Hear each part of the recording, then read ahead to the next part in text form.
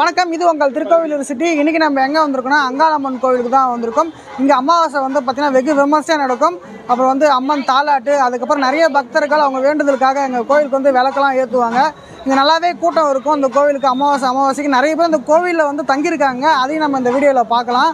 அது மட்டும் இல்லாமல் இந்த கோவில் கரெக்டாக நம்ம திருக்கோவிலூரில் எங்கே அமைஞ்சிருக்குன்னா, நம்ம கீழே ஊரில் 4 முனை சந்திப்பு இருக்குது பார்த்தீங்களா, மாரியம்மன் கோவிலுக்குள்ளே தான் இந்த அங்காளம்மன் கோவில் அமைஞ்சிருக்கு.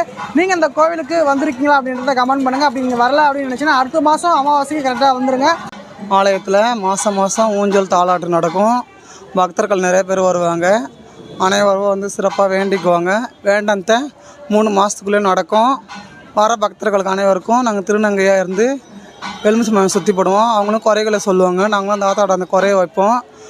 அது நிறைவேறுச்சுன்னா அவங்க என்னவோ அந்த ஆத்தாவுக்கு சிறப்பாக செஞ்சுட்டு நல்ல முறையாக முடிச்சுட்டு போவாங்க. அது இல்லாமல் மயன கொள்ளப்போ அவங்க நினச்சது நடந்துச்சுன்னா வேஷம்